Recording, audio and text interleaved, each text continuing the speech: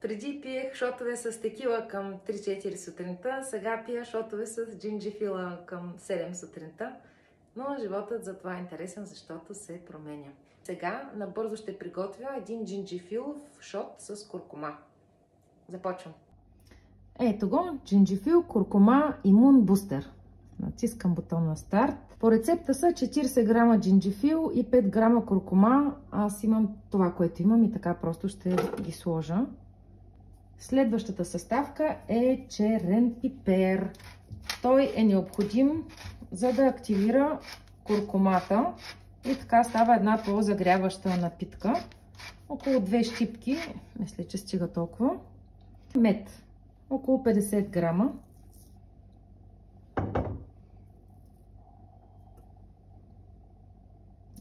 Ей, как ги заковах точно. Това е точната ръка.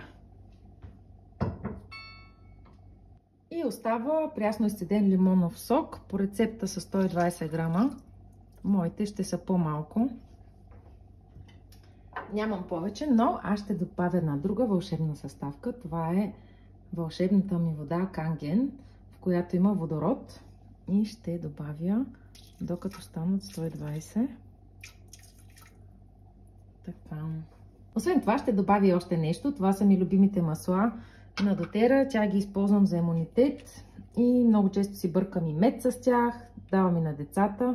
Ще сложа 2-3 капки, стига толкова. Те имат и специален бленд, специална смесица за имунитет. Маги, ти ме съветваш къде какво да слагам. Виж, използвам ги навсякъде, където мога. Ето ги. И сега съставките ще се пюрират за 1 минута. Готово е. Сега остава да го прецедя и да го напълня в горещо изплакнато шише, такова дезинфекцирано шише, и може да се съхранява в хладилника. Другият вариант е да се запълнят формички на лед. Ето такива, да се допълни и това нещо после да се разтваря в топла вода. Много интензивен оранжев цвят, перфектен за боядисване на ръце, на дрехи и на великденски яйца. Прецеждаме внимателно. Си налия малко.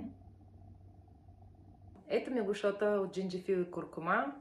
Много е лют и като отпия ми се събуждат всички сетива. Просто е така много събуждащо действа. Опитайте, подобрява имунитета и събужда на момента. По-късно вечерта може един текилов шот, но от време на време е хубаво да има и джинджифилов шот. На здраве!